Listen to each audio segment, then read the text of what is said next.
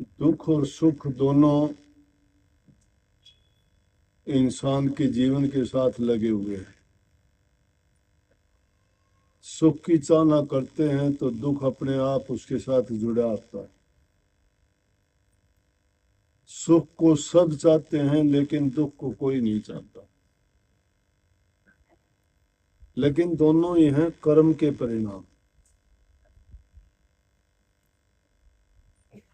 कर्म अच्छे करते हो तो सुख मिलता है, कर्म बिगाड़ लेते हो तो दुख होता है। दुख का इलाज बड़ा कठिन है, ढूंढना पड़ता है। लेकिन वो दुख एक तरह से अगर देखा जाए तो बहुत अच्छा भी। अगर दुख नहीं होता तो इंसान प्रभु को कभी याद ही नहीं करता। याद कब करता है? जब दुख आता है। इस वाणी में भी यही बात कही, दुख कौन मिटा सकता है? जो खुद सुखी है, जिसने दुख और सुख दोनों को पहचान लिया है, उसके पास इलाज है दुख को मिटाने का। और सब दुखों की एक ही कुंजी है, परमात्मा का नाम का जाप, सुमन, उसको याद करना, उसको भजन कहो, परमात्मा का गुणगान कहो। कोई तप के द्वारा, कोई यज्ञ हवन के द्वारा, कोई पूजा पाठ के द्वारा, कोई किसी नाम जाप के कारण उस सुख के लिए कभी संतों के पास, फकीरों के पास, महापुरुषों के पास प्रार्थनाओं में, आरतियों में, बेनतियों में, लाख माला के जपने में उन दुखों के मिटाने के लिए प्रयास करता है। लेकिन जिस प्रकार लक्ष्मी को अगर पाना हो तो लक्ष्मी पति से प्यार कर लो, लक्ष्मी अपने आप आ जाएगी। दुख को मिटाना चाहते हो तो ऐसे खोजी को खोजो जो दुख मिटाना जानता है। और वो जब मिल जाता है तो उससे ये प्रार्थना करनी चाहिए कि आप तो पावन हो, पवित्र हो, आप सब जानते हो, तो मेरे दुखों का भी निवारण। तो मैंने कहा था दुख अच्छा है, कई बार दुख परमात्मा की याद दिलाता है। ये दुख जीव को नहीं होता तो ये बेखौफ सारे काम करता, समझता, बुरा काम करते वक्त देखता ही नहीं। अब तो जब भी कोई काम करता है तो कर लेता है वो, चाहे कैसा भी खोटा, मंदा, बुरा, किसी को दुख तकलीफ देना, कोई पाप कर्म हो। तन से, मन से, वचन से कितने ही कर्म हम करते हैं, पता होता है कि सही नहीं है, गलत है, फिर भी कर जाते हैं।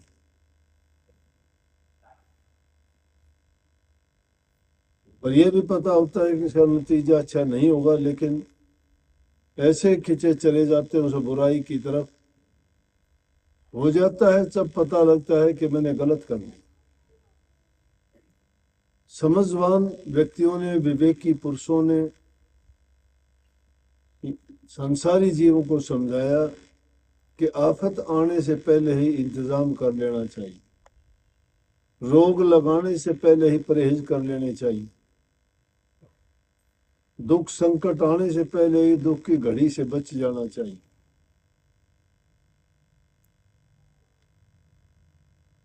और इसको नानक साहब ने तो कितने स्पष्ट शब्दों में दुनियादारी के सब लोग याद करे बैठे हैं।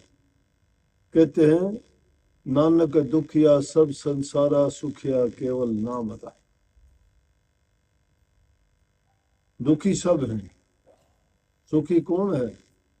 जिसने नाम का सहारा ले लिया, नाम की ओट ले ली, नाम को लेके जो नाम को नियमों के अनुसार चलता है, परमात्मा को याद करता है, उसका गुण गान करता है, उस आदमी के दुख संकट सब दूर हो जाते हैं।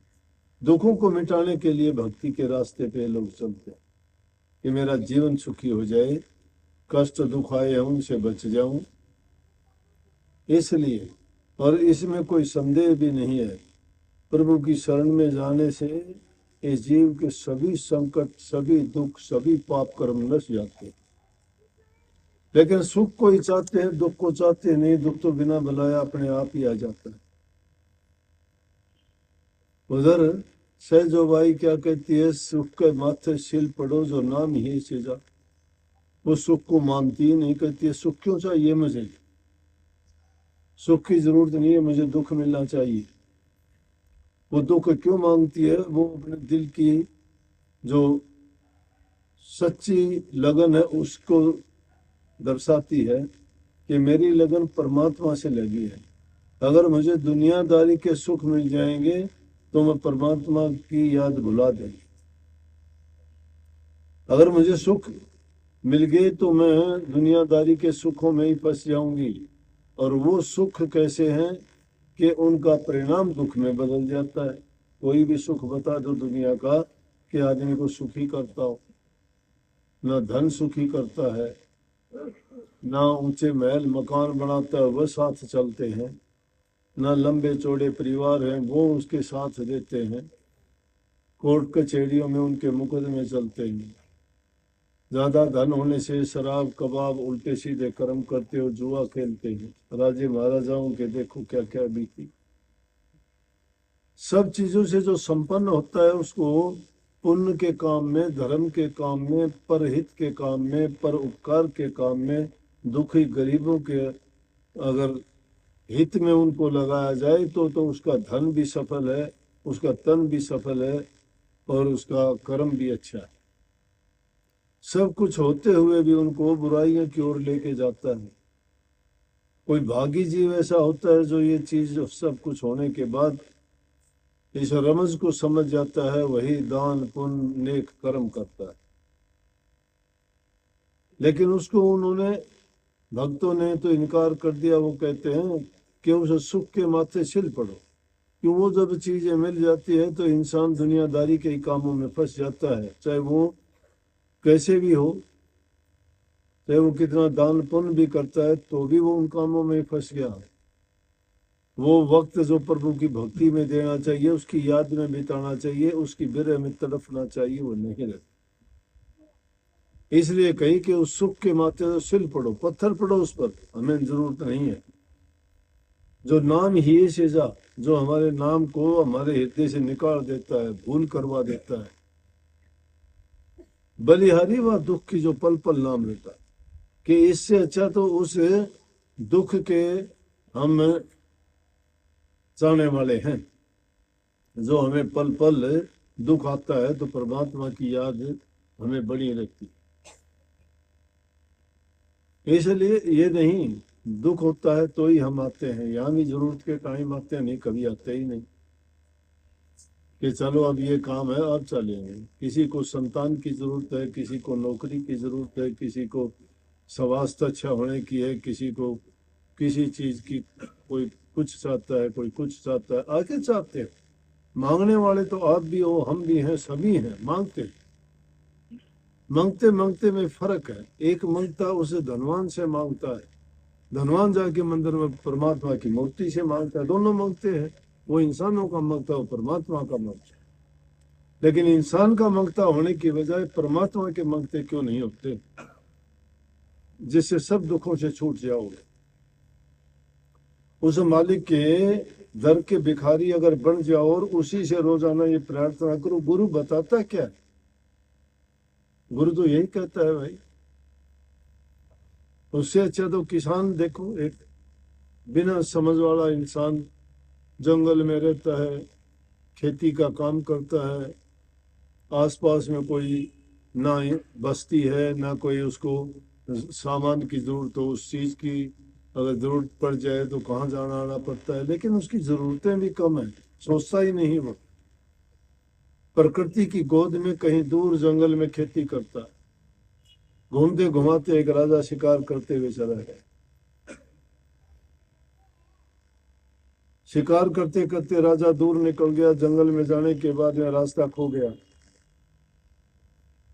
इधर उधर भटकता फिरता तो उसको खेत दिखाई दिया, वहां किसान एक झोपड़ी में बैठा है।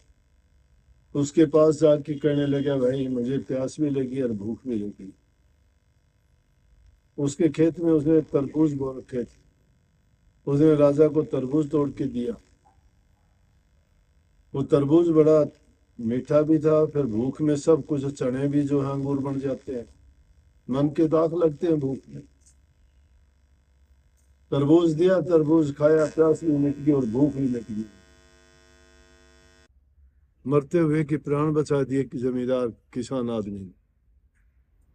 राजा बड़ा खुश हुआ। जाहिर है सब खुश होंगे, उस टाइम में उसकी जरूरत थी, भूख और प्यास से उसके प्राण निकलने वाले थे, और उस टाइम में जिस इंसान ने उसको खाने और पीने का सामान दे के उसका जीवन बचा दिया, तो वहां उसके लिए परमात्मा का ही काम किया उसने। जो इंसान को दुख से बचा दे, दुख की घड़ी में साथ दे दे, मरते हुए प्राणों की रक्षा कर दे, वो परमात्मा रूप धर के आता है उस इंसान में। कभी परमात्मा को तुम खोजते हो ना कि कहीं और होगा, उसका कोई रूप होगा, कोई वो चीज आपके जाके थैले में डाल के दे देगा या झोली में डाल देगा, नहीं। वो तो कदम कदम पे खड़ा होता है, हम पहचान नहीं पाते। वो अपने काम करता है तो किसी को माध्यम बना के कर देता है। भिखारी को रोटी खिलाता है किसी से, तो वो उसी परमात्मा का रूप बन के देखता है, उसके दिल में प्रेरणा बन के बसता है। बड़ा खुश हुआ राजा, किसान से कहने लगा, एक कागज लेके उसमें लिख के दे दिया कि दरबार में आना, मैं राजा हूं, तू गरीब आदमी है, तेरे को कोई चीज की जरूरत पड़े तो आना मेरे पास, तेरी मदद करूंगा। कुछ दिन के बाद में एक दिन उसके दिल में आया कि आजमाना चाहिए, तेरी क्या मदद करेगा। राजा कह के गया था, और नहीं तो एक दिन देख के तो आ। जाने लगा, दरबारियों ने रोक लिया, कहाँ जाता है। कागज दिखाया, भाई राजा ने कहा था एक दिन आना। राजा मुगल था, मुसलमान था। गया, जाने दिया, जिसके पास में राजा की चिट्ठी को कौन मना कर, चला गया। जाके देखता है तो नमाज का टाइम था, राजा नमाज पढ़ रहा था।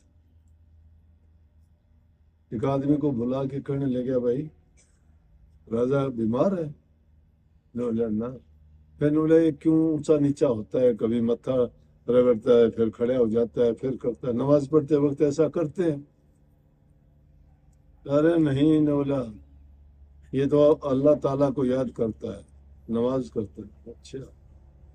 थोड़ी देर के बाद में राजा ने जब नमाज पढ़ ली, नमाज भी पता है, नमाज उसने सुन लिया था कि कोई आ गया, आवाज भी पहचान लिया, भाई आदमी हो सकता है ऐसी बात पूछता है, तो मूर्ख है, ज्ञान नहीं इसको।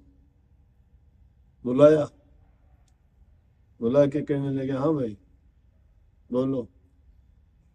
राजा से दुआ सलाम करी, बोले मैं आ गया था, आप कह के आए थे कि आना। हाँ, बोला बताओ क्या बात है। बोले मैं बाद में बताऊंगा, आप क्या कर रहे थे। बोले मैं खुदा की नमाज अदा कर रहा था। बोला उसे किस लिए, क्या होता है ये। बोले अरे इतनी ज्यादा लंबी चौड़ी प्रजा है, और मैं राजा हूँ, उनको किसी को किसी चीज की जरूरत, किसी को किसी चीज की जरूरत, खुदा की इबादत करके उनसे आशीर्वाद लेता हूँ, तभी तो इतने लोगों की पूर्ति करता हूँ। बोला उसकी इबादत से तो आपको मिल जाती है सारी, बोला सारी चीजें मिल जाती। बोले कि राम राम।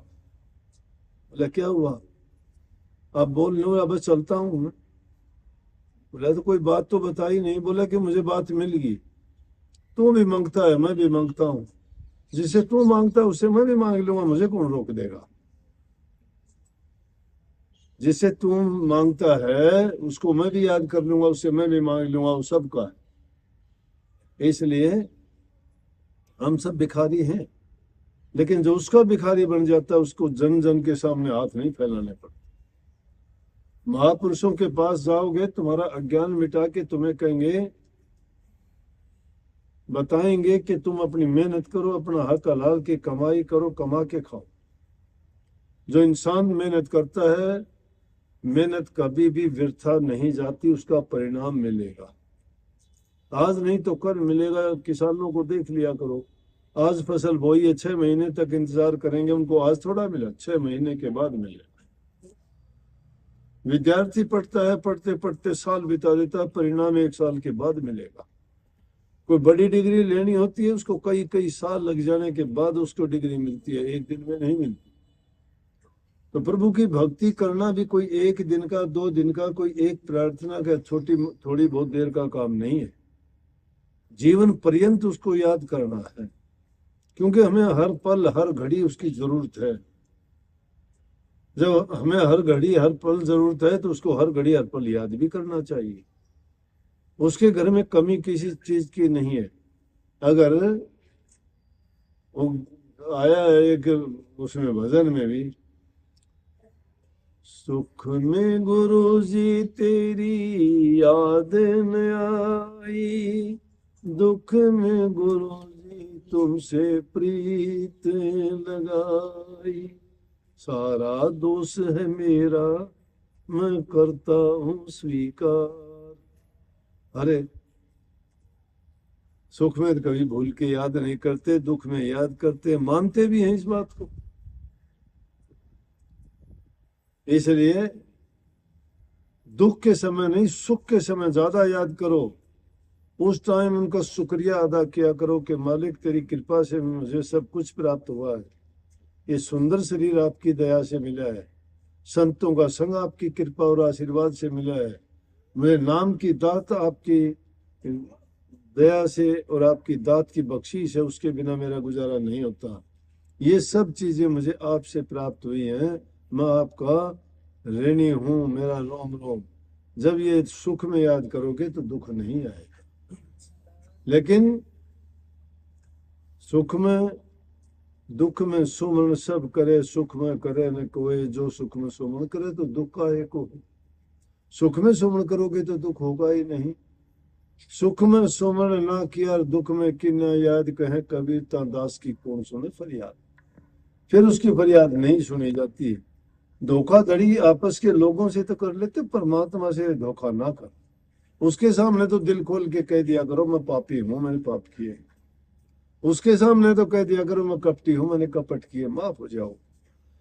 लेकिन दोहरा कपट ना लिया करो, मन में कपट, चोरी, बेईमानी करते हो, धोखाधड़ी करते हो, फिर सच्चे और अच्छे बनते हो। सभी चीजें नहीं चलती। मालिक सबकी जानता है, जो सबकी जानता है उससे क्या छिपाना। इसलिए सुख के समय उसको और ज्यादा याद करो ताकि दुख आएगा ही नहीं। सबको बहुत बहुत आशीर्वाद। राधा